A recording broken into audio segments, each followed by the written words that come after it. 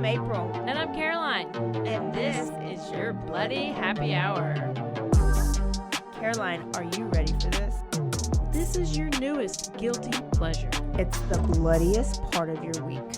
Did we say something about it also being happy hour? Show did. Because we about to be sipping on some murder. Bloody Happy Hour.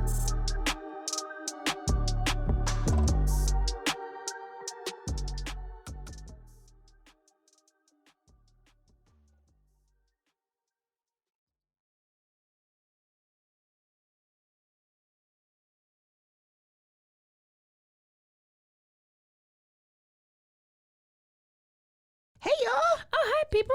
Friends. We're back. Bloody Happy Hour. Thirsty Thursday. Thirsty Thursday is here. Finally. This is my favorite day of the week. Oh, for sure. I had the Favorite longest day day and it went so slow. You're fine. You can just gotta. Hey, we got a special guest. We have a guest. Our number one critic. Number one. Not our number one fan. Number one. He's going to become our number one fan. I am your number one fan. Oh. So you are? may. Oh, he's not even caught up on all the episodes. You might have heard me reference a sweet pea, and it's not the baby off the Popeye cartoon. Oh Caroline gosh, has no idea. Do you remember that? Yeah, okay. Yeah. So it's my husband's name. He's popping him a top right now. Sweet pea, what are you drinking? Dos Equis. Dos Equis. Can you tell everybody favorite. hi? Hello, everyone. How are y'all? We're good. I'm dumb. I'm real dumb sometimes. So he's off today and was just bored. And because we're recording Killer Athletes, he was a little bit more interested than he is in some of the other ones. He didn't want to come hear about the females? Catherine Knight? No. I had to work. Oh. Yeah, he's just She off. just said I was off. Oh, yeah, you're right. Been off a few days, just bored. You know, I just half listen sometimes, so sorry. I would expect nothing more or less. I think it's nothing less. Nothing less. So what's going on? What's up? What's the latest? How's life? Well, I don't know. Wonderful. Got some rain.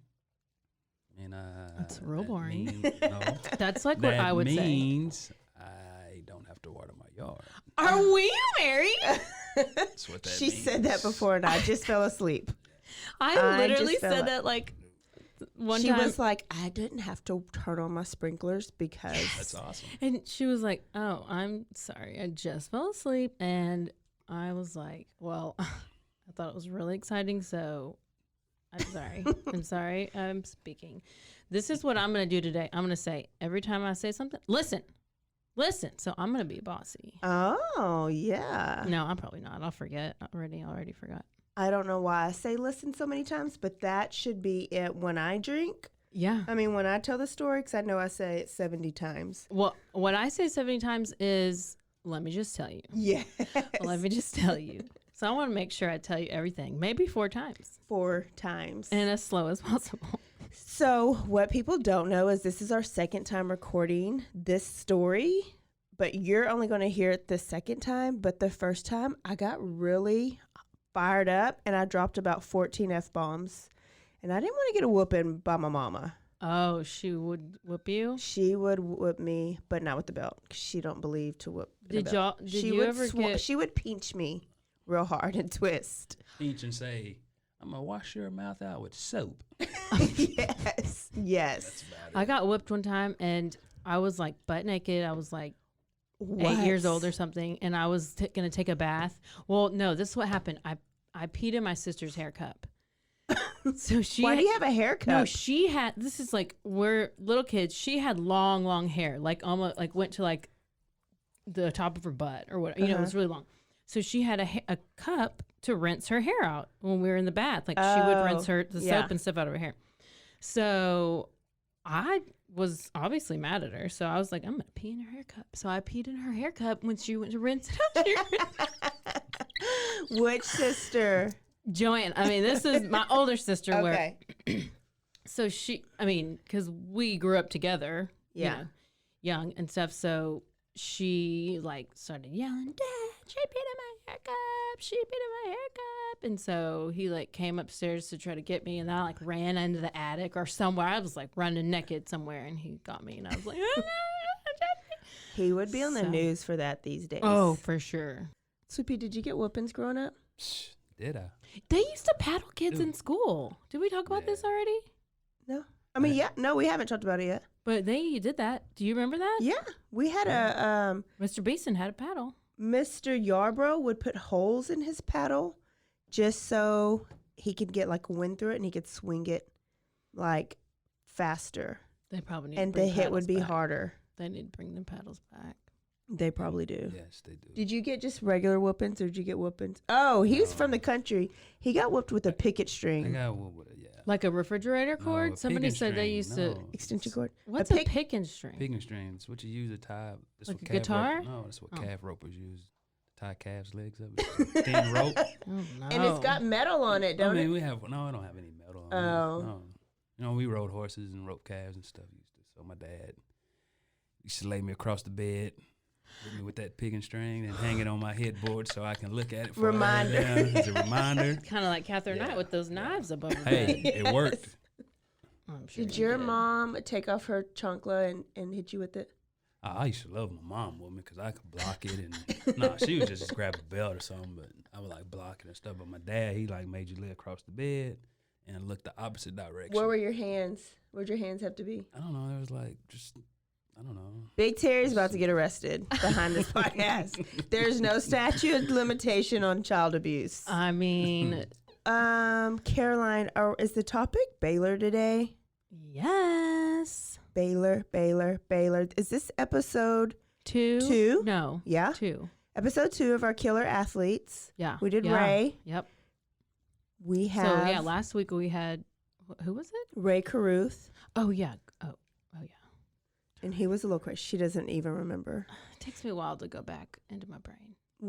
It is exciting when they finally send us this edited, and it's like, oh, I forgot. I all totally of forgot. This. Yes. Forgot all of this because we actually record like a month ahead. If y'all can't tell, If you can't, that's why one week I had no voice. Next week I had a voice, and then the next week it was gone. The again. voice It was so gone again. confusing. So tell us who you're talking about and why you're excited about it or not excited about it. I mean, I'm excited about it because this is a Waco story, Yes, and it's Baylor, and it's like, well, that's the college town that we have here. So, and it's close to home, obviously. I always love a local story. Yeah. So, story of Patrick Dennehy. And so, those of you that don't know, Baylor basketball player, this happened how many years ago? 2003. There was a scandal going on. Yeah, so that's what this one is. This is basketball. There's stuff going on with the head coach, stuff going on with the players. There's a whole mix of things. But to get us started off, Yeah, let's do it. here we go. Baylor University athlete Patrick Dennehy has vanished without a trace. It's one of those things people around here do not talk about. The summer of 2003 has been wiped from the pages of history. Baylor is a big-time athletic program where winning is paramount. We all thought that the 2003 season was the year. I remember Patrick telling me that with his help, Baylor would be the Big 12 champion. Patrick was always very calm, cool, and collected. But he called me frantic. He told me he was being threatened. Steve told me he was going to buy a gun. He was not in class, and nobody seemed to know where he was. It's like he disappeared off the face of the earth. Police in Waco, Texas fear the worst and think that some of Dennehey's teammates might know something about it. 911, do you have an emergency? Yes, ma'am. Okay, what's your name? Carlton. Carlton was the closest to Patrick at Baylor. I was completely shocked. They were best friends. Nothing was adding up. Our investigation into this tragedy will continue to move forward. What unfolded after that just took the story to a whole new level. The first time that I hear that coaches are paying Patrick Dennehy is through media reports. Patrick was a 6'9" future NBA player. Of course he's on scholarship, but he wasn't. How did Patrick pay tuition? There was one guy who knew everything that was going on, and that was Dave Bliss. We didn't know until those tapes came out, because the tapes is when, you know, it's over for him. There's nobody right now that can say that we paid Pat Dennehy what he did. This man is lying. I saw coaches give Patrick money on many occasions. We didn't hear what the truth was. The truth is still there somewhere. This was the ultimate lights are off, doors closed, cover up. People did not want to see their beloved university or their beloved program hurt. I haven't forgiven Dave Bliss. He's never going to talk again. Why would he? You ready, Dave? Yeah.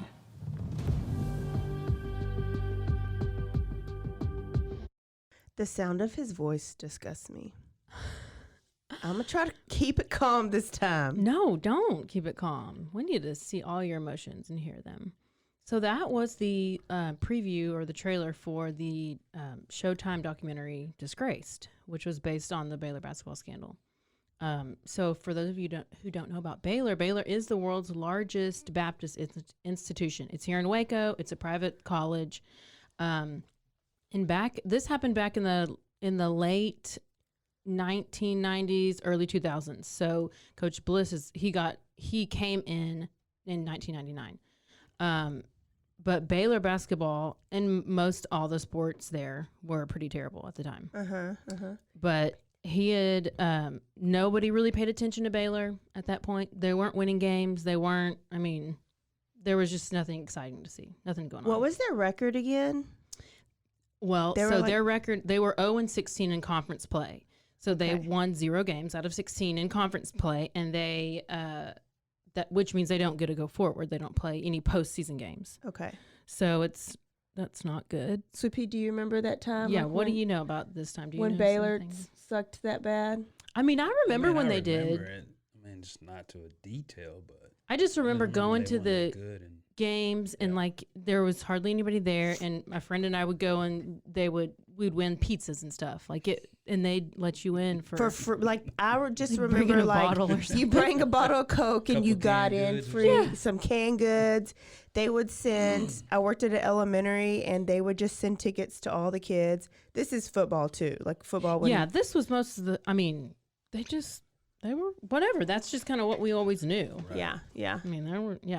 So Coach Bliss is the new coach who's coming in. He's coming from a few different. He has a good record at this point, but they're bringing him in. They're wanting to change up the program. Okay. Like they're wanting him to get people out in the seats. They're wanting him to bring in big donors and just bring in some money to help get some good recruits to this university so they can have at least win one game. Maybe that would be nice. One.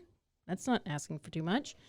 So let me tell you a little bit of background about him. He came to Baylor with about 400 to 500 wins. And he was at Oklahoma for about 5 years. He was at SMU for a little bit, and then he was at New Mexico, which that's where he had the most wins, was in New Mexico. Okay. Was he the same New Mexico? Yes. Am I jumping the gun? That Patrick was at? No, I don't know. I thought about that. Like, I didn't even think about know that. of him before? Anyways, I'd watched the documentary and I wondered. Yeah. So I'm not really sure, but he was at SMU during the time that they had all their death penalties with their football team scandal, and he was there during it doing shady stuff as the basketball coach. But since the football program was getting in trouble for all of this stuff, and they had like for a couple years the death. Where they just death penalty. You can't do anything, right? You can't play for a year, or what's the penalty? A year, 2 years? I have it.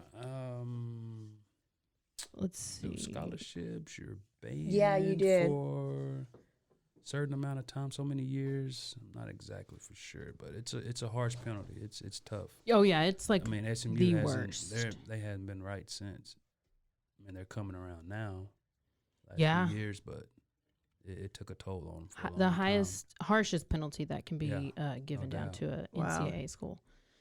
So, that's a little bit, But does that only affect football since it was a football thing, or were all sports I feel out? like since football is like the number one moneymaker, like the number one sport of the school typically, It has an effect on all the programs, but yeah, I mean, it was just football related. Okay. I guess it affects the bringing in their money. Okay. Affects the revenue, yeah. Yeah. So, I mean, other sports can still give scholarships and stuff, but that's not the big money makers of the Got it. Yeah. So that's probably the only person I'm going to just tell you about, because otherwise I'm going to go into it. Okay. Switch it up. So, are you ready? Ready. Good, because it's happening. We have two. These are the two major people: Carlton Dotson and Patrick Dennehy. All right. So these two. So Patrick Dennehy, actually, he got in hot water with his coach and his teammates at the school he was at right before Baylor. He had like stormed out of a practice, and they were looking to kick him off of the team. So he luckily made enough of an impact on this team in his conference that he got the opportunity to go and to get recruited by another which would be by Baylor. Yeah, and back then there was no like transfer portal. So I wonder if you just do your own recruiting. Do coaches just reach out to you? So that was there probably was something. stressful. Okay, there had to have been something, because 2003 I graduated and I was getting recruited for high jump. No, I'm saying there was no transfer portal. Now when kids transfer, they go into this portal and schools can see that they're available and they can pick them up. Well, because you can't, when you're ready, if you're wanting to transfer during the year, you can't like say anything. No, because you're under a NL. But like that's NLI with somebody else, right? Well, because if you take like if I'm wanting to transfer, when you went from Texas State to A&M, right, how did you go? I couldn't talk to the coach, like my parents or I don't know if my coach even could. I don't know who it is that talks to that coach, but it's just not the athlete. Maybe that's what it is. I mean, back then that's how it was. Yeah. But until a certain time, I just was like, what am I doing? You know. So your dad just told you you're going to A&M? No, like I guess either coaches or my parents or whatever, all of them were talking to, we were trying to figure out where I was going to go. But then when I finally could talk to them, then there was already like a list of places I was going to go visit. Oh. I mean, they're How probably does she legal. not know about this process and she lived it? Well, I didn't really pay attention much back then. I don't really do much now anyways. So. People just told her where to go and she went. Yes, I told you. I like people to tell me what to do. She does. So, do I need to go? Listen. Do you like a dom? Are you like Christian Grey and 50 Shades of Grey? Do you like go in the room and like kneel down? No, and let the dom walk in and like tell you what to do? If there was a dom that wanted to walk in and tell me what to do, then let's do it. Done. This is an advertisement right now. We're going back to our sex podcast like last time? Yeah. We go back and forth, true crime. Because apparently Sweet Pea said this was a porn podcast. Porn pod. She told you that? You didn't really know what we really do in here? Have porn and... You just... There's... Actually, you never know what's going to happen. Never know. No. But... Anyway, let's get back to it. You're supposed to tell me to listen. No, I'm supposed to tell you to listen. Okay, go. Okay, so Dennehey was eventually offered a spot on the roster on the Baylor University basketball team. Okay, so per league rules, so it's different for different conferences. I know for back whenever it was me transferring to another college, if it was within the same conference, you had to sit out a year. But if you went to a different conference, you could go and you could play right away. Yeah. So I'm assuming that's the case in this situation. But they were in different conferences. He just redshirted, I think. Well, he probably had to because Carlton had transferred there and he didn't have to sit out a year. But Patrick transferred there and he did have to sit out a year. I don't know if it's so much from a conference thing. I think it's from, say, if it depends on the level, whether you have to sit out or not. Like a Division I, Division II or something? Like, say, if you went from a Division I to back then, which was a Division I AA. Mm-hmm. I think that I may be wrong. Well, I just know with track.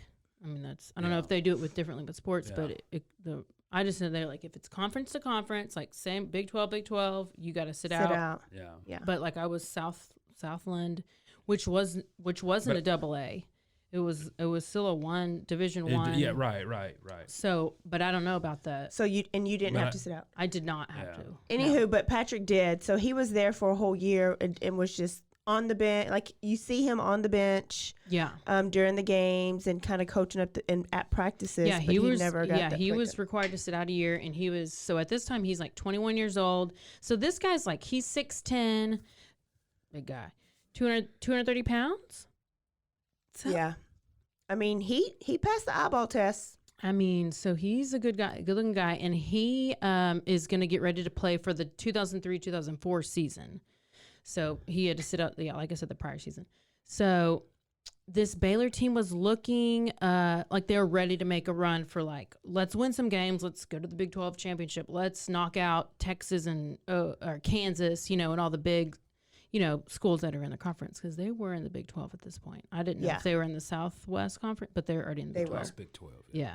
So the other one, like I said, the other transfer was Carleton. So he had transferred the same time as Patrick, but just like we were talking about, he did not have to sit out a year. So they got to Baylor at the same time. Carleton got to play right away. Patrick sat out the year. Carleton come from a junior college. Didn't he? Uh-huh. Yeah. Oh, yeah. Yeah, he come from. So yeah, he wouldn't have to sit out. Okay, I see what you're saying. Yeah. So Dotson had. So this is whenever the year that he played for Baylor, he played about 28 games, they said, and about 16 minutes a game. So there was also this other guy who was another JUCO transfer, and this is Harvey Thomas. So Harvey Thomas is, he's getting to play right away, but Coach Bliss was like, Harvey Thomas, he's the missing piece. Well, he kind of compared him to Carleton a little bit. Yeah. So I think Harvey got there like the summer after Carleton and them had been there, and Harvey is dominant force on the field. Yeah, because Coach Bliss told Carleton that his playing time would be decreased significantly. Yes, and so Carleton didn't like that. No. So at this point, Carleton Dotson is wanting to leave Baylor and transfer again if he could find a school. But this is the other thing. In early 2003, so whenever he had got there, he was married. Yes. So he and his wife split up, and then Carleton then goes to live with Patrick. Mm-hmm. So they're good friends, or whatever. They're good friends, they're teammates. But at this point in 2003, they haven't been like living together for a year already. They're just gonna now start living together, like right when the story starts. So, let's see, early 2003. Yeah, they split up, and this. Okay, so at this point, they decide. So they move in together, and they decide that they want to go. Carleton answers an ad for some pit bulls. Okay. So he's going to go, and they go out to this farm, which is I think it's just down the road, just past the Farrell Center, and it's this gravel pit, they call it, whatever. And that's where they go, and they get these dogs from these breeders. And they're like, we're going to go check out these dogs, and then they eventually like make friends with these owners of the property. They go out there and play basketball with them, hang out with their kids. They'll go out there every once in a while and just kind of become friends with this couple. So then let's fast forward to early June. Okay. Right? So we're in 2003. This is around June 6th. So Carleton Dotson and Patrick Dennehy, they're good friends.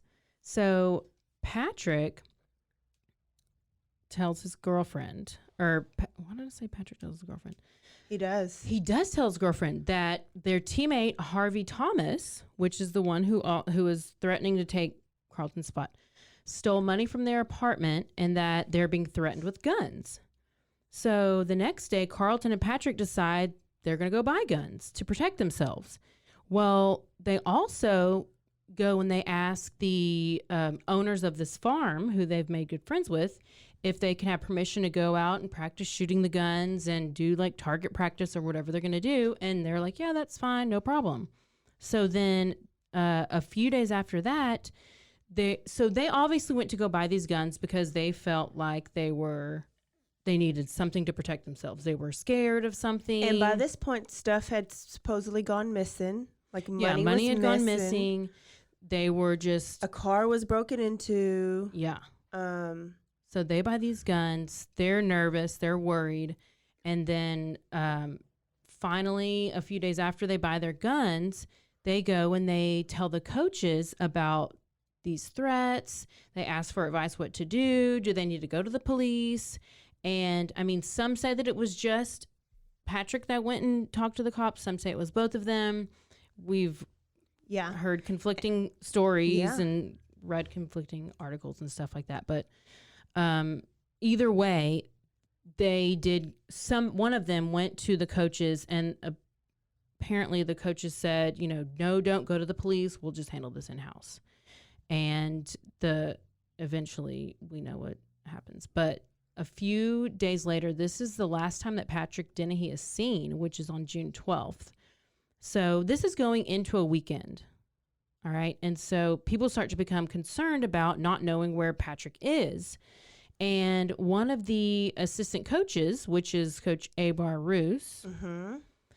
Is that Hero Abar? That's Hero Abar. Okay. At some point, I'll play the hero. Hero. The DJ air horn. So Hero Abar Roos. So his job at this point was to go check on the athletes and to make sure they're in class. I mean, that's a normal thing to do. Yeah. Right? Like, right. Your coaches are there to take care of you, to make sure you're getting all your shit done, and make sure that you're going to class, you're, and coming to practice. Yeah, that's a normal thing. Have somebody like that. Like, they're going to visually, make eye contact with the kid. Yes. So pre-COVID. Oh, well, that's true. So he goes to check on Patrick, and he's not in class. And this is on the 13th. Okay, so he's not in class. Then he eventually goes over to his apartment to see if there's a car there. Nobody answers the door. There's no car. So he's like, okay, well, I'm not it's just he's just missing one day. It is summertime, whatever. And it was like a Monday, and supposedly he was going to be out of town that weekend. Yeah, a Friday. Okay, it was a Friday. Okay, because then the following 2 days later was Father's Day. Yes, that's right. So he had missed class that Friday. A couple days later, Father's Day comes around, and his stepdad doesn't hear from him, which is pretty odd. It's not a normal thing. He said they have a pretty close relationship. So he was like, well, he just didn't call me. Maybe I'll hear from him in the next day or two. Well, he didn't. So he starts getting concerned. And then the friend's parent, like the girlfriend she does a lot in this story. And also the parents. So they call Carlton, and they're like, have you seen Patrick? Do you know where he is? Like, what? Is there anything going on? He's like, no, I'm not even on campus. Like, he's back at he's Maryland. Like, he's back in home, which his home is Maryland. So he's like, yeah, I'm back at home, and I just hadn't heard from him, blah, blah, blah. So finally, Patrick's stepdad calls Coach Bliss, and he's like, it's been like 3 or 4 days. I haven't heard from Patrick. Like, have you seen him? Do you know where he is? And Coach Bliss is like, oh yeah. I mean, he's around. He's just probably with his friends. That's all he says. So then they're like, okay. He just kind of lets it go for a little bit. Can you imagine these parents? Like, you send your kid to college, to this program, you expect your coaches to know, like, be that other parent, that third eye for you in your absence. And then they're far away. They're not down the road. They're not in Texas. They're in a whole nother, where's he from? California? Yeah, California. Oh, yeah. So it's not like they can drive just to go check in on the apartment. So I can't even imagine the desperation of these parents. And there's no Life 360 back then, so she can't pull up her cell phone and see where he is. No. Wow. Well, so then they have a third roommate. So basically what it is, the living situation with Patrick, it's Patrick Dennehy, Carlton Dodson, and they have a third roommate, Chris Turk. Okay, so he had recently been out of town, and he came back from being out of town. He came to his apartment, and he noticed the dogs that had looked like they were starving and hadn't been fed for days. And a bag of Patrick's was like left on the bed, or like a packed bag or something. Things just seemed weird to him. Because they were supposed to go visit him, I think. Yeah. And he came home, and then he wrote him a note. Yeah. Yeah. And he just there was just a lot of red flags that started going off to him.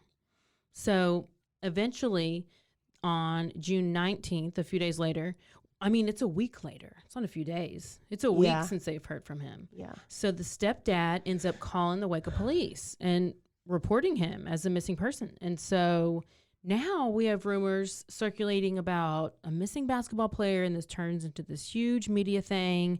And I mean, it's not just like Waco news. It's like everywhere. CNN. National news, Yeah, national news. Like this is big. Yeah. And so police begin to search for Patrick. And so it's like June 25th by this point. So when did he call him? On the 19th. So the 25th, Patrick's vehicle, his Tahoe, is found in Virginia Beach in a mall parking lot. So sketchy. Virginia, so this is like 1,000 miles, 1,500 miles away from Waco. So the vehicle's found clean and no license plates, which apparently that was a way that they were trying to conceal it. But to me, if you have this car just parked out alone, I feel like it's a little more obvious. Yeah. Right. Yeah. So I don't know. So police are trying to figure out, where did this car come? Like, how did it get here? Who drove it here? What's going on? What's happening? So a couple days after that, the police release a statement about potential suspects in the case as being some of Patrick's teammates. So in relation to this statement, among other aspects of this investigation, there is a Florida attorney from like St. Petersburg. He's known to represent athletes. Okay. So he actually says he's been hired by Carlton Dotson. Oh, just out of the blue. Just out of the blue. So he lets the attorney says that Dotson is at his home in Maryland, which Maryland, if you go look at a map and you know that it's close to Virginia Beach, it's pretty close. And the attorney says that like Carlton will not discuss the case. Okay. Like he won't discuss it. So we get to July 17th. Just after the attorney says Carlton will not discuss the case, Carlton decides he is going to meet with the police. Oh. Waco police? Yeah. No. He calls the FBI? Yes. So he meets with the police in Delaware. Okay. What? Is Delaware Maryland? No. It's like they're all like, but they're all like on top of each other. Yeah, so they just must all be run. Because to me, like to say Virginia's by Maryland, I'm like, oh, is it? So I know that's why I said I got to look at a map, because like Washington and Maine and Wisconsin, like are those all together up here in a little thing? Well, you have Washington State. Listen, I just recently learned about Washington and Washington, D.C. Me too. Geography? Yes, but why? Why do they you confuse have us like a that? city or whatever the freaking capital called Washington, D.C. that's way over there, and then a state called Washington way over there? Can you change the name? You're confusing me. So anyway, apparently Delaware is close to Maryland, which is close to Virginia Beach. Yeah. Well, there we go. Same area. They're all like a mile They're long. probably all of them are about all combined. Are they even as big as Texas? I mean, oh, no. I mean, it takes like 4 days to drive across Texas. Yeah. It probably takes 4 That's seconds why it to drive doesn't across make these sense states. to us, but it Yeah, does that's to them. why we're special. So, he goes and meets with the police in Delaware, but he doesn't say anything that leads them to believe that he's done anything wrong. So there's no charges that are filed, and Carlton just leaves. So I'm like, why is he? I think that the police wanted to meet with him because they knew he was so close to where the car was found. So that's when they met with him the first time. And then at this same time, back in Waco, a maintenance worker at an apartment complex, he finds a handgun and turns it over to police. Well, it turns out that this apartment complex was where Harvey Thomas lived. And remember, he was the one player that Coach Bliss said that was kind of threatening Carlton's spot on the team. Yeah. So, I don't know.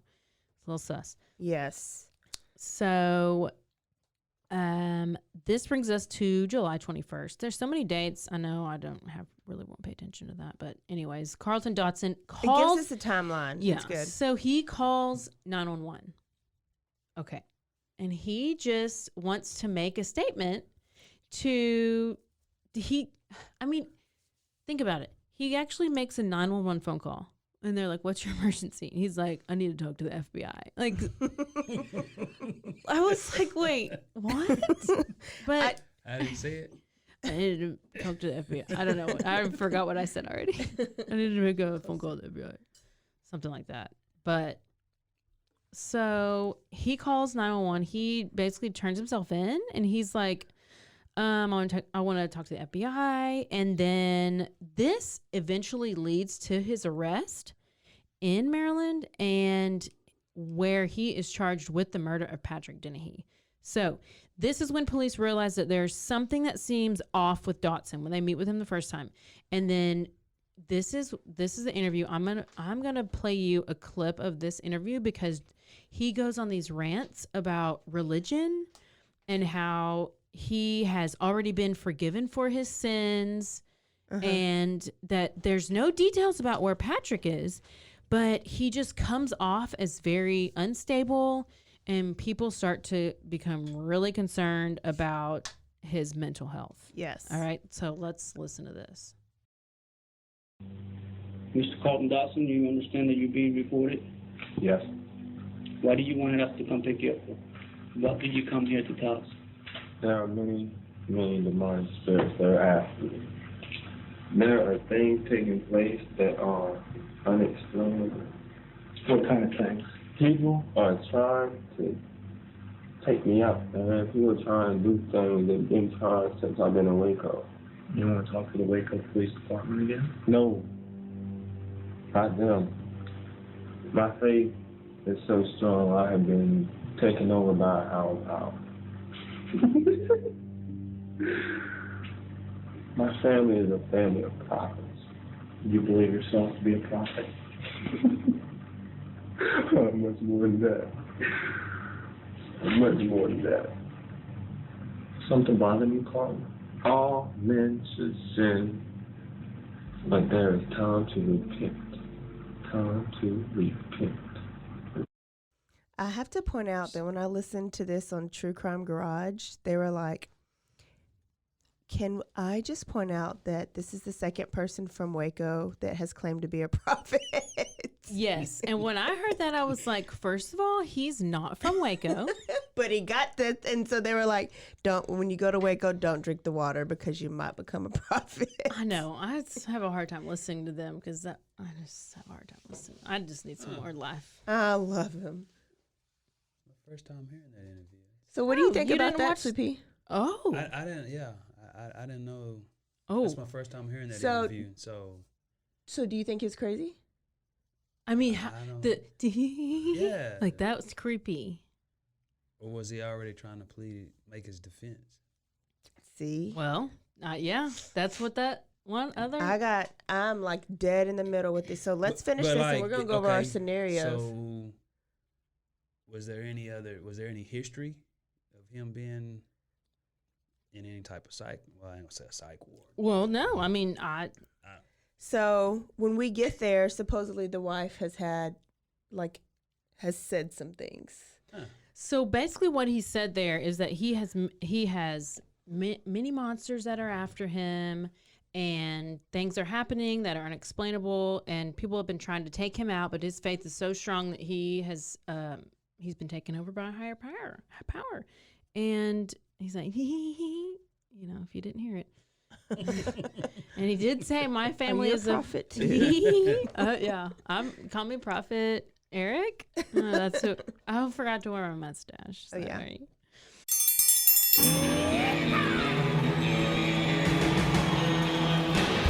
Hi, I'm Hank. You might remember me from a show called King of the Hill. Check out a King of the Hill rewatch podcast. These boys ain't right, but they are funny. Find the podcast anywhere you get your podcasts or at roguemedianetwork.com. I tell you what.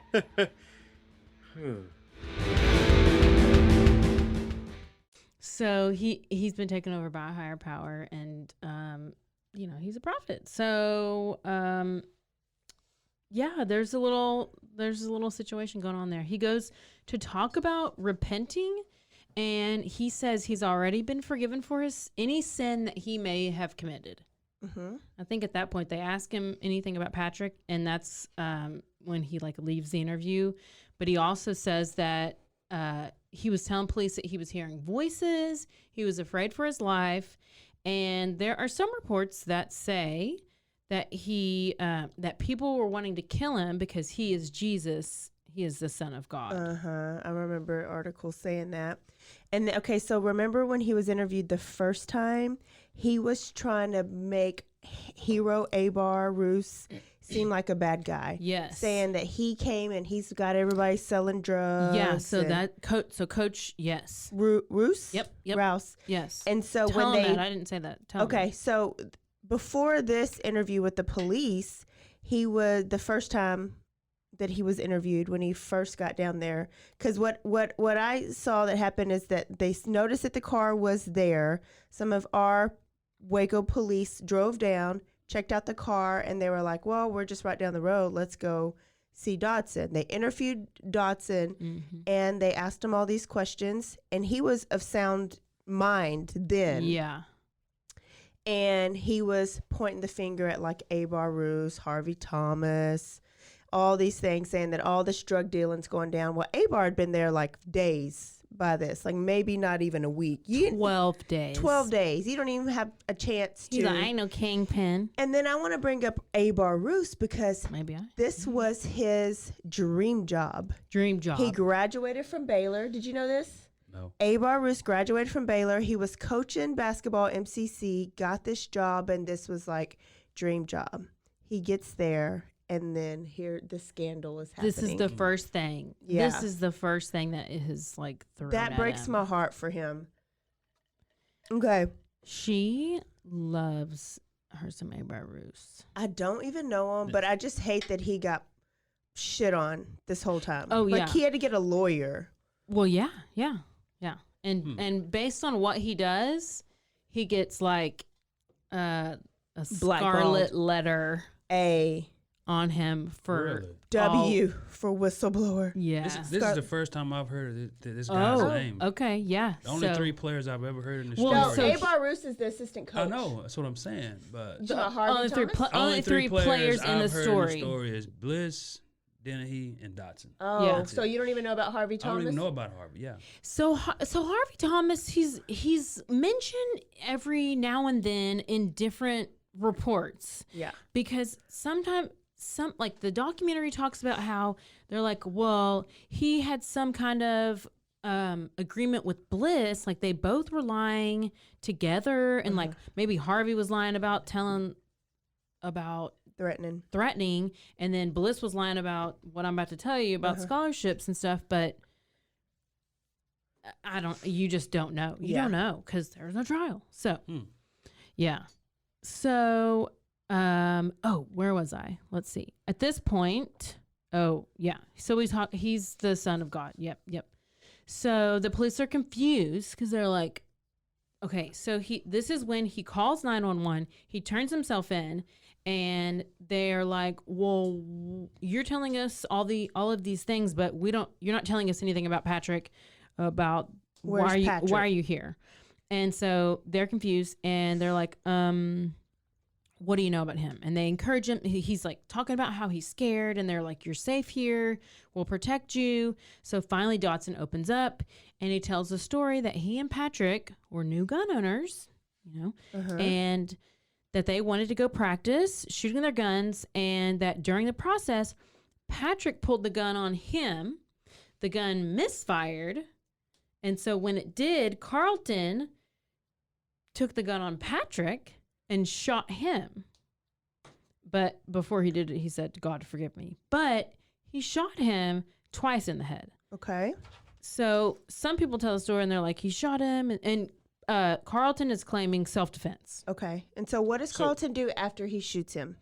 After he shoots him twice in the head, he leaves the scene with Dennehey's Tahoe, goes back to change his clothes, throws his clothes in a dumpster, drives to Dallas to get rid of the guns, drives towards his home in Maryland. When him and his uncle wipe clean the vehicle, take the tags off, drive it to Virginia Beach, where authorities found it, and police ask him where the body is, give me a map, and he leads them to the area. Right there, that's sound mind. Like that is, you knew exactly what you were doing.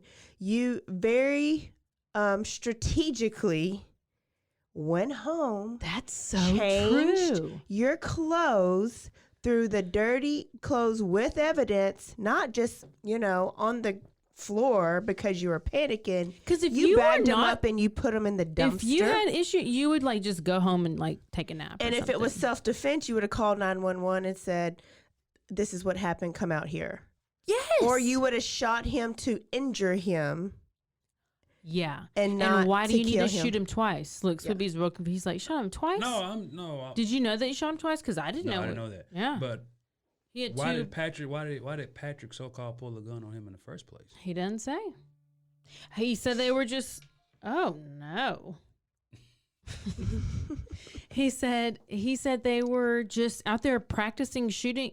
He didn't say. So they were supposed to leave and go visit Chris Turk, wherever Chris Turk lived. Yeah. And so then they were like, oh, let's go shoot. And they decided to go shoot instead. Whoever's idea it was. And out there is when it happened. Listen, all this story, in my opinion, it's just Carlton Dotson just making up this whole fake story. Right. Like he had this whole thing planned. So, and then you talked to police and you talked all around Patrick, but now you're crazy. Yes. Now you're crazy. Yeah. That's why I don't even, the whole psychotic thing. He did real good. It's convincing. Yeah. But everything you did that led up to that. Laugh. But that story about him, exactly what you said, changing his clothes and having, the wherewithal. So then you drive to Dallas, you go this way, north, and then you're going to go which way to go to Maryland? Northeast. I mean, you keep going north. Northeast. Don't ask it is still north? Don't ask It's me still because north? I just found out that. Is it out of the way, though? I mean, Dallas? it's north. No. Maryland. You'll go up to Maryland. Dallas. Where the hell are you going? Where the hell are you going? No, technically it's not out of the way because you'll go up to Dallas and then you'll hit 30 and. Oh, truck driver over here. Okay, well I thought he was like backtracking. Nah. I mean, I didn't know you were going to Maryland, but that's fine. So that is all just insane. So what day were we on? July 19th. So we're on the 25th now. So this is when the police start to search around Waco. They're like, start to look for the body. So they eventually find they find a body that was so badly decomposed that they had to match it with dental records. Yeah. So I also heard that, and if you need to cut your whatever you use, turn your phone down. This is a lot. What's the word? Explicit content. So I heard that his head was off. I think he was decapitated. So that's just some. But they think because that it was from like armadillos or the like animals because he had been out there for so long. So there was so much decomposition. Texas summer heat. Yeah. But like that is crazy. And so you can turn your radio back up now. But they had to identify him with dental records, and that they identify him, that they confirmed that it was him. So the following day, Carlton Dotson's estranged wife, so remember he was married, and she comes forward and she says that she witnessed Carlton like taking fake drug tests, and that he was receiving cash from some of the coaches, and that he had been hearing voices and having visions and had accused her of having an affair with a bunch of players on the team. And like she called his mom and told her about it, and the mom called the coaches to get him help, but like the coaches apparently set him up with therapists, and He just didn't go. Yeah, and he just didn't consistently go. So, I mean, he would if he faked this, he'd been faking it for a while, I guess. Yeah. Like while he was. Yeah, or it could be like, or girlfriend's trying to back up his story. See, this is why I'm so freaking gullible. I'm the worst. But you know what? I'm never trust anybody. So it could be either. It really could be either or. People could tell me so like, oh my god. And see, she declined to be in this documentary, like, because I read the credits afterwards. She declined, and then Larry Johnson, because she had a lot of. Yeah, because Harvey Thomas was in there. He was like, yeah, I took a polygraph test. Yeah, and he passed his polygraph test. He sure did. But listen, according to my ex-husband, all you have to do is to pass a polygraph test is put a little. He's like, I could always pass one. I'm like, why are you telling me you could pass why are you going to be taking a polygraph test? Why are you talking to me about this? You just put a little needle in your shoe. I'm like, I don't know how you put a needle in your damn shoe, but you poke your toe over on a needle and maybe the pain stimulus. But then somewhere I read that you just like squeeze your butthole and you won't or something, which I was like, I can't do two things at once, so I can't talk and do that at the same time. I don't know. Sweet Pea, you don't know? I'm not trying to get in a position to have to take a polygraph. Yep, you're right. So before they couldn't really charge him with anything because they didn't have a body to corroborate his story. Yes. Now they have a body. Yes. And he is getting arrested. Yes. So this is where I tell you more. The midst of all this happening, Waco police also begin to meet with the coaches. Okay. So in addition to everything, so Patrick's girlfriend decides she's going to come forward and self-report herself and Patrick to the about the NCAA violations that have happened. So she goes on and she says that she and Patrick received payments from coaches that she's at a different school.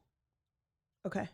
So so they're married and she's not even at Baylor. This is Patrick's girlfriend. Oh, girlfriend. Okay. Yeah. And she's Patrick's girlfriend. Yeah, Gotcha, and she's at another school. But yeah.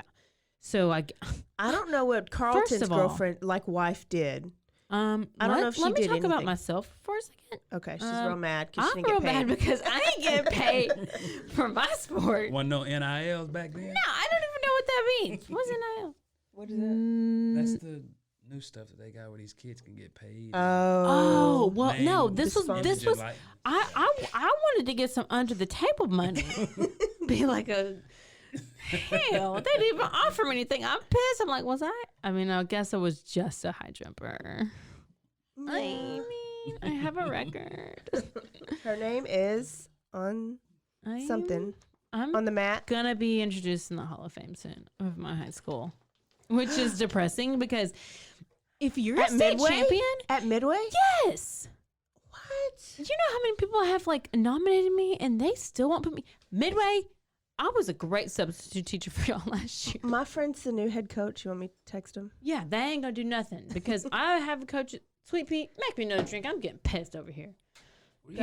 Just do that. Sweet Pea's stone cold in these beers over here, doing it real quietly, and then can't even have the microphone next to him because he's burping so much. I think at least we need one good burp in the microphone. You got anything to mix this with? No, it goes with water. I'm staying hydrated. Oh, so Patrick's girlfriend self-reports, and she says that she and Patrick received payments from coaches, that coaches paid for Patrick's car, and she says that she was with Patrick whenever the coaches paid the down payment for his car, $2,000 down payment to get his Tahoe, and that also everybody thinks, including his parents, that Patrick is on scholarship at Baylor. And he ain't. Because they're like, if you, we would be having to pay for it, and we don't have to pay, the parents. He's like, we're not paying for anything. So when they find out he's not on scholarship, they're really confused. And everybody else too. And so this book that I was reading is Matt Saman. And so he was the cute little kid, white kid in the documentary. I thought that was Chris basketball player. No, there was another one. Oh, Yeah. There was 2 whole ones. There was 2 white kids. I didn't. He was the other cute one, but he was shocked too. The players were shocked to know that Patrick was not on scholarship because he was this future NBA player. Yes, he was an NBA caliber player. Is he not? And then I wonder, why was he not? Were they out of scholarship money, or did that tie Dave Bliss's hands? If he was on scholarship, he wouldn't have been able to do all this other stuff. I think they were out of it, and because they had just got, look, they got Carlton, they got Harvey, they got Patrick. They're like stacking their team with either JUCO or transfer players because they're trying to get better. Yeah, they're trying to have a winning team. Trying to compete. So I feel like, and I'm just saying, I feel like this is not uncommon. Okay, I feel like that this happens a lot, mainly because Coach Roos was like blackballed so hard for what he did, which is basically like rat Coach Bliss out. Let me read this what the girlfriend said in this book. Okay. Because this can go 2 ways. Patrick told his girlfriend everything. And so she knew all these under things that were happening like behind the scenes. So he went to Baylor because they promised him an SUV. So on July 24, 2003, another crack appeared, and the girlfriend, let me find it now. The girlfriend said that Coach Bliss and Patrick went to a dealership to look at a 1996 black Chevrolet Tahoe. Mm-hmm. The cost was $10,000, including a $2,000 down payment. So Patrick had to get his dad to co-sign for it, and then a week later he showed up with a wad of cash for the down payment. And so the girlfriend is like going up to the press and like telling them all this stuff. And so when she took him to the Farrell Center, he came back out with the cash, the down payment, and that's how he paid for it. Where'd he get that cash? Under his, well, Farrell sometimes Center. I do stash cash in like weird places. I found like $100 in like a photo and like a frame. So the fella came to Baylor because he was promised a SUV. According not to a scholarship. An SUV. I feel like Coach Bliss said, "I'll take care of you. Huh. I'll take care of you," and he didn't have to pay. So now here's the issue, or are you going to get there? Now they got to find this money. So the police reporters are like, "Okay, go." No, I mean, they're listen, like, if I don't "Where'd you get get this $2,000 and tuition costs this much? Where's this extra $7,000 to $10,000? Yeah. How is this tuition getting paid for?" Yeah. But shit, we all know Baylor's not cheap. Oh, yeah. And so Daddy and Mom are like, "We're not paying for it." They're like, no, they're saying like we haven't paid for it, so we don't know how. We thought he was on scholarship. So hello, obviously somebody's paying for it. So boosters, somebody, living expenses, his car. I mean, and obviously at this time, this is a huge NCAA violation. So now the attention is going from the murder to the Baylor cover up. Like, what is going on? Yeah. You know, so they're, it's which that sucks for the family because I mean that's where that becomes the bigger scandal. Yeah, it really does. And so like now you have a glimpse of, you know, Coach Bliss. So at this time we know that he's violated these rules. So what do we know? What happens when you get caught breaking rules? What do you normally do if you break a rule? April, what do you normally do? Do you like try to figure out how to cover it up? You like lie about it? Do you come clean? I mean, the grown-up thing is... Soupy said no. Soupy, the grown-up thing is... Because if you want to ask me, I would probably try to lie, but I would not be able to. So it depends on what type of lie it was. And then I wouldn't lie because I can't lie. I'm real bad at lying. But I can't lie to. I wouldn't try to cover my ass to make a dead person look worse. Which is exactly what he did. Which is real bad. So he wanted to figure out how to, he needed to blame somebody. So who do you blame but the murder victim? Yeah. Yeah. Obviously. The dead guy. Because they can't, yeah. Yeah, they can't defend themselves. Right, yeah. right, no doubt. So he goes and he's like conjuring up this plan to basically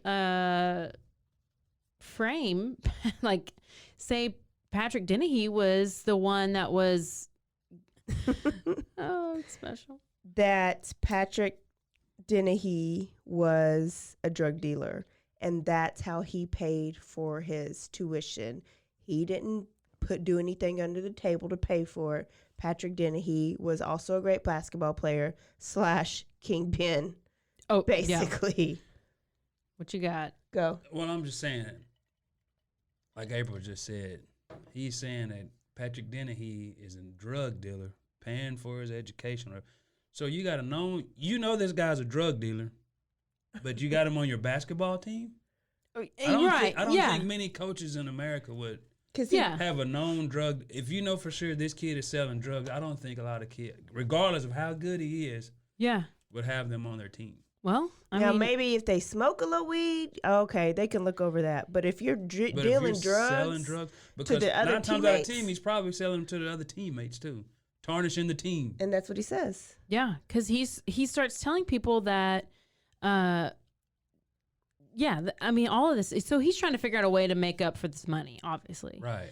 So this is what good old Coach Abar Roos, he can tell. He's like, something's wrong with this picture. Like, what are you talking about, Coach Bliss? Like, no. And so he decides that he needs to go to, I'm guessing Circuit City at the time. I don't know.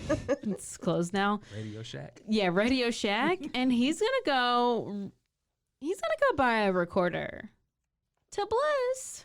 He starts recording the conversations.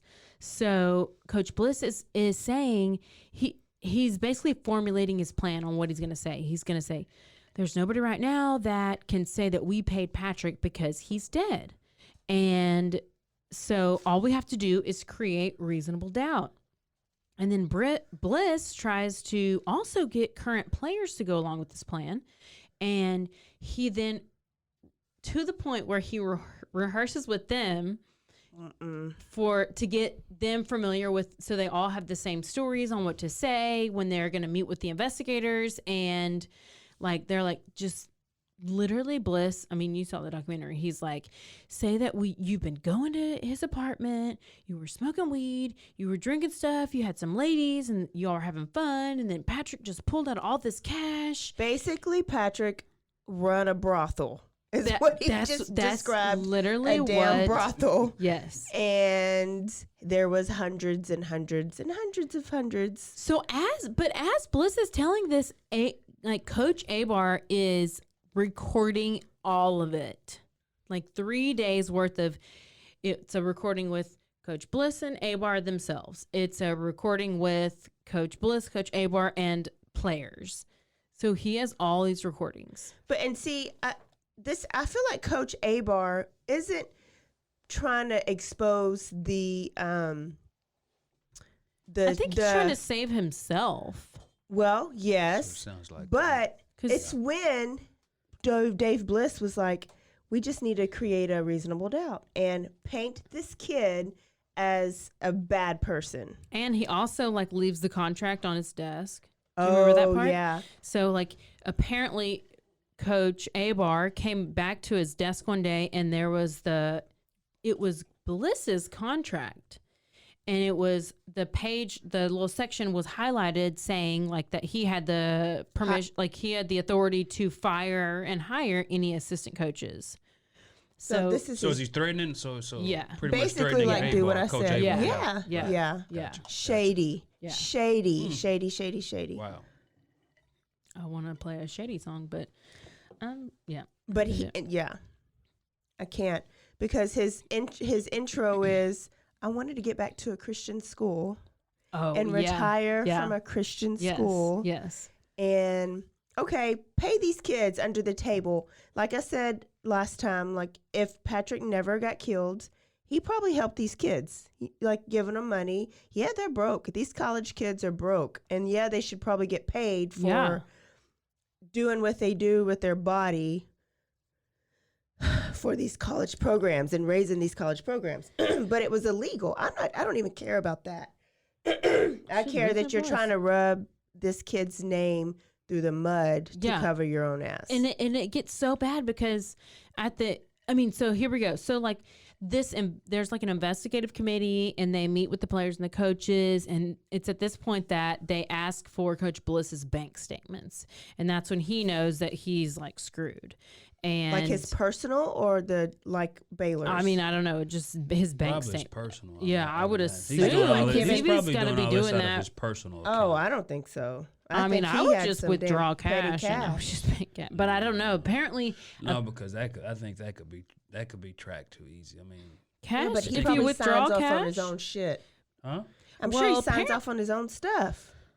Well, everything goes through the head coach. But like if you put a down payment on no, I guess it's.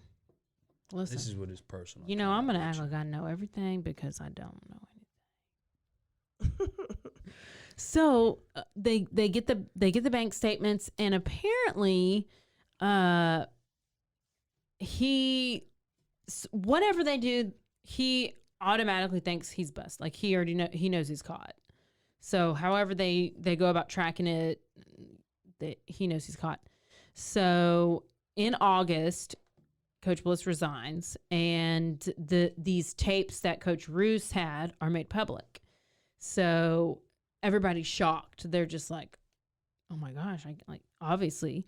And according to the documentary we watched, the Disgrace doc, in Coach Bliss's 2017 interview, he admits, listen to this, it's real bad. You're going to get pissed, which you know, but he was wrong for making up the whole story about Dennehey and about Dennehey paying for school using drug money, but that to this day, he still says that he thinks that Dennehey was selling drugs. And he was like, make no mistake. Bullshit. He says, make no mistake.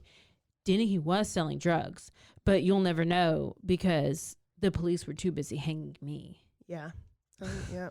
He was out there rampant selling. I mean, this is what he says in the interview. Okay, yeah. But if you know this, if you know this kid is selling drugs, why do you have him on your team? Here's the thing. That's making you look bad. Why do you have him on your team? Why do you have a drug dealer on your team if you know that he's selling drugs? But they covered up bad drug tests. So it's October 2004.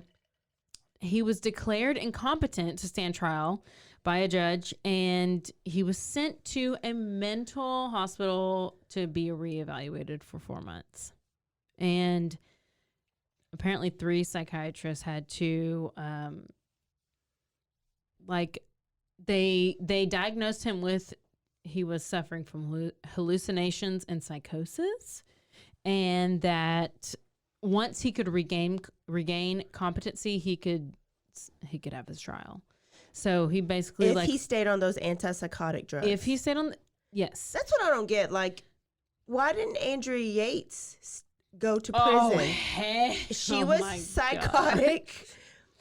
Because I don't get the difference. Okay, in my opinion, Baylor and Baylor graduates who are district attorneys at this time in Waco, they're in cahoots with some other Baylor people, and they're not wanting to get a trial. Yes, to have a trial. They're not wanting to have a trial. I understand that. Like, so this already looks bad.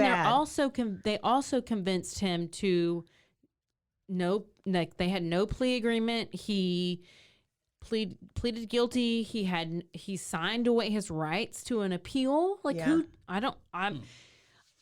I only say who does that because I watch all these shows, but it's like, who does that? Yeah.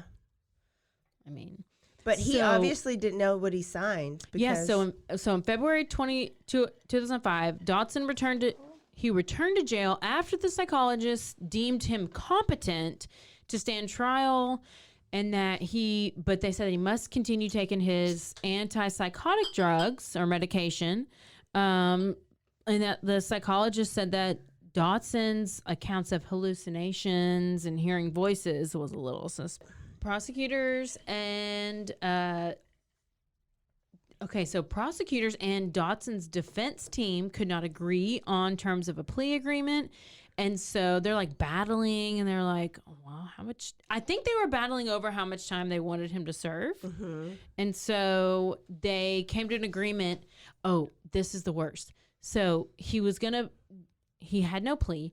And then, I mean, I guess you obviously want to, how do you typically want to plead? Not guilty?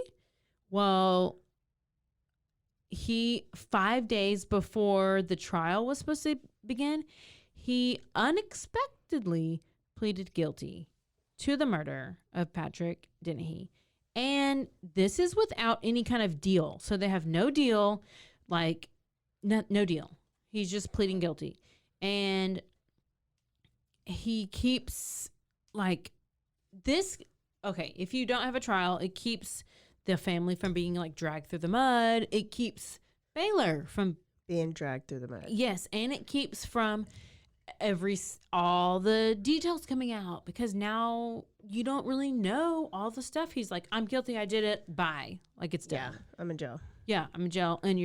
And also he signed his rights away from being able to have an appeal. So he got sentenced to 35 years. Dotson is up for parole actually this year. 2021. So that's what? 2021. 16 years? I don't know. I can't do math. No, so trial was what, 2005? Yeah. Yeah. So 16 years. Oh my gosh, sweet you're so smart. Who was your math teacher? Oh my gosh, sweet Mr. Sipes. Oh, Mr. Sipes. He didn't do shit. And Mr. Sipes. That was like junior high, though. I know. High school was Mr. Oliver. Sweetie. That's special. I think Sweetie, can you stay after no, the that wasn't special. You're a Sweetie, damn can you stay after the podcast? Because you added that up so quick. Mr. Sweet Pea.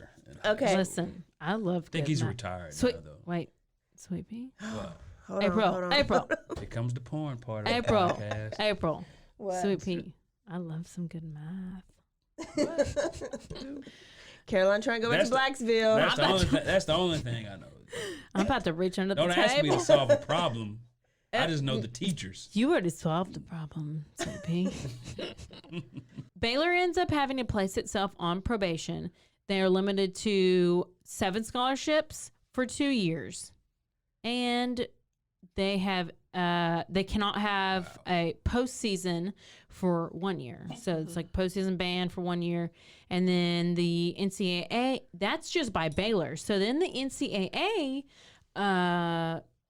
initiates a non-conference ban for 2005-2006 season, and their probationary period is also during that time. So they can have limiting recruiting privileges, which is not good.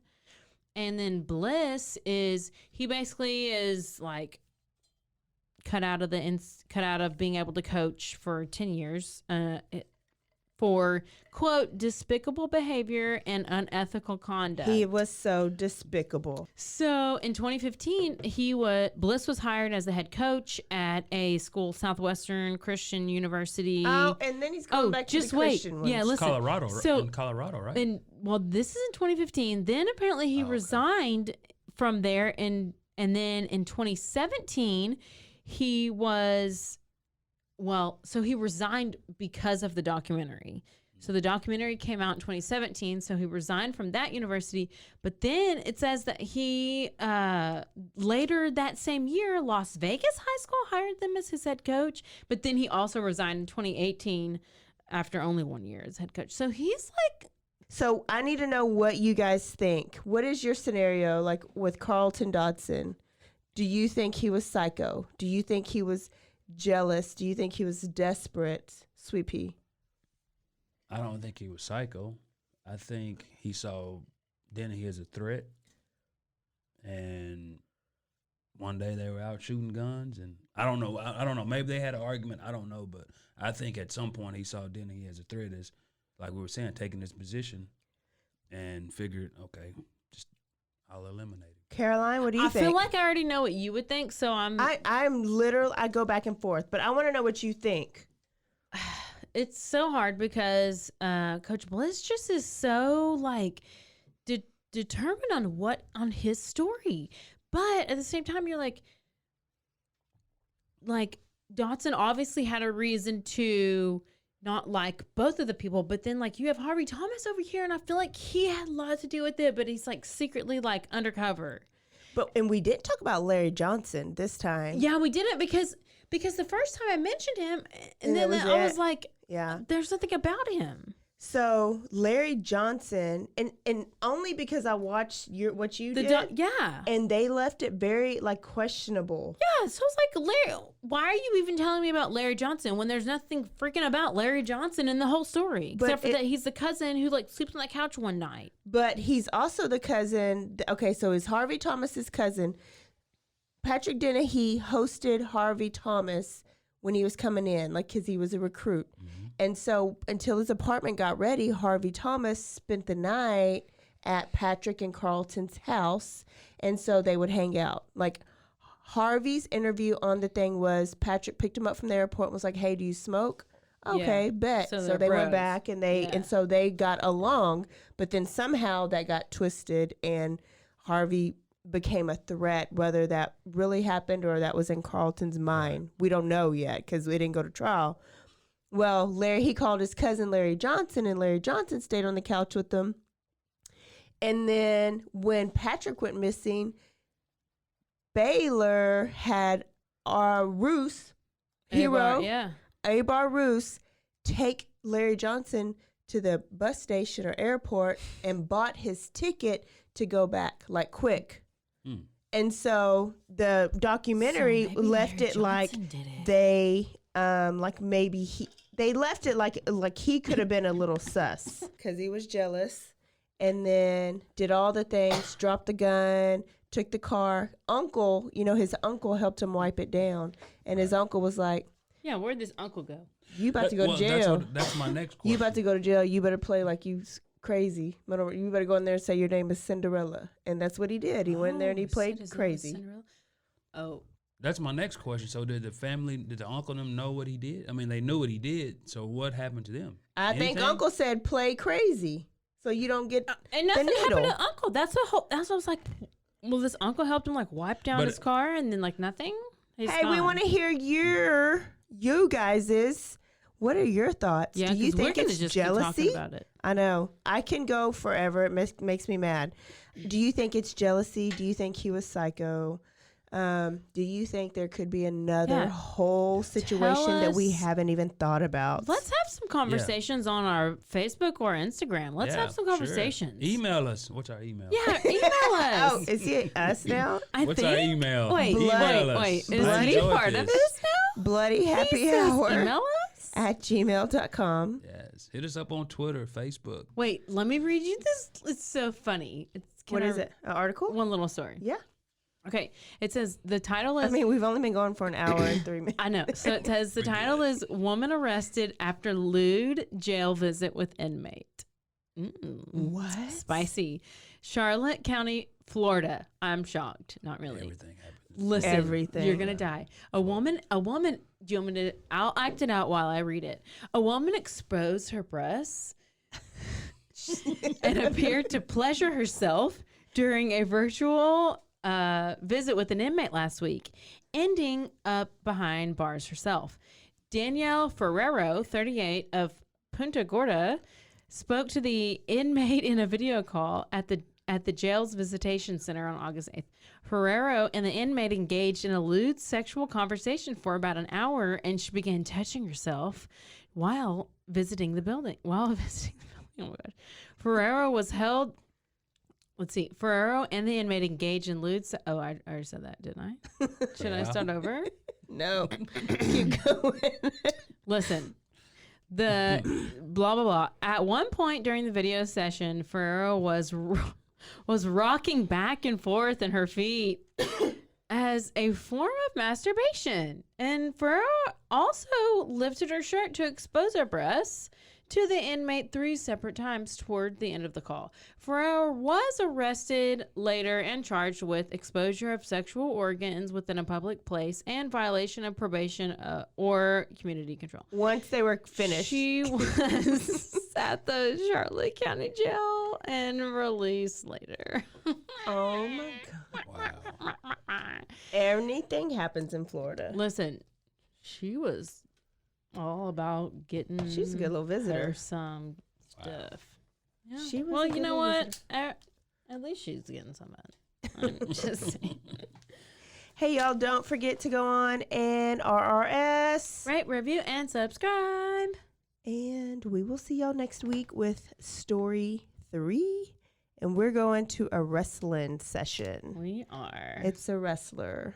Yep. Cool. All right. So don't forget to stay aware. Stay alive. And always be DTF. Bye, y'all. Bye. Say bye, sweet bee. Bye. Say bye. Have a good one. I enjoyed it. Oh. We'll have to do it again. Oh, I really enjoyed it. Oh, I wish I had known I was coming, though. I would have done a little more. I would have done some research on the case. God, sweet bee. You're going to help me with mine. This is like spur of the moment. You're helping me with mine. What's your next one? Oscar Pistorius. Oh, yes. Let's do it the together. Blade Runner. Yes. Yes. Yes. I got you. Bye. Bye, y'all. Have a good one.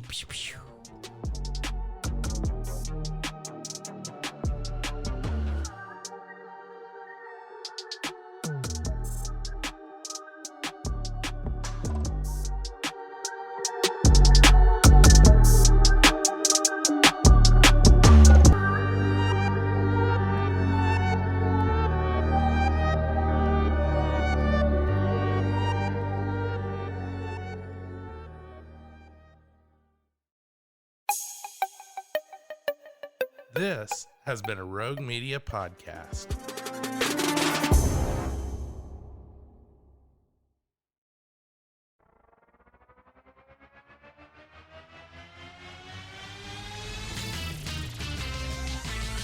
Frozen, Frozen, heroes. Gonna tell you about Frozen, Frozen, heroes. Gonna tell you about. Hey, I'm Zach. And I'm Mike. And we have a fantastic new podcast to tell you about.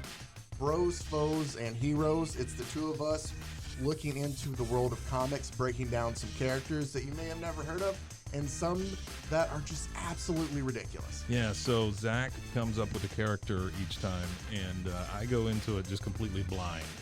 I don't know who this person is or what their abilities are or anything, and basically I guess we kind of go over their origin story and just some of the ridiculous stuff that maybe, especially Golden Age stuff. Oh, Golden Age stuff is always the best, and we will make sure to highlight all of the shenanigans and just absolute weirdness of everything. Yeah, that's right. So subscribe today and follow us on Instagram at Bros, Foes, Heroes. And if you don't, I know where you live. Not really, but please subscribe. Frozen, Frozen, heroes.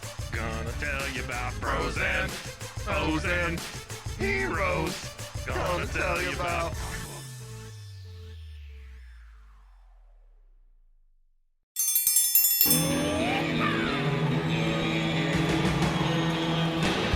Hi, I'm Hank. You might remember me from a show called King of the Hill. Check out a King of the Hill rewatch podcast. These boys ain't rap, but they are funny. Find the podcast anywhere you get your podcasts or at roguemedianetwork.com. I tell you what.